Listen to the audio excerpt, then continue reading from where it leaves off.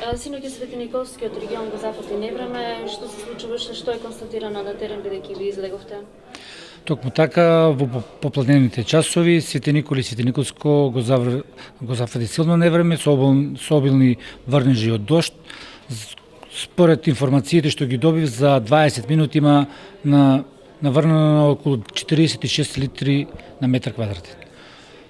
Од таквите врнежи настана и поплави во одредени подршја од градот Свети Николе, се поплавени улици, дворови и имаше и голема силина на ветерот, каде што се искршени и дрвја и беше во прекин и снабдувањето со електрична енергија околу 2 часа во градот Свети Николе, а во селата Мустафино, Ерџелија и Кадрифаково околу 3,5 часа беше во прекин електричната енергија.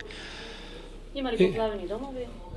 Имаше поплавени домови, дворови, екипите на територијалната противпожарна единица и доброволното противпожарно друштво во Свети Николе испаднаа на лице место. Јас бев на лице место во секаде во сите поплавени подршја на територијата на општина Свети Николе и ги саниравме во најкус можен рок. Други штети некои дали има регистрирано од страна на граѓаните?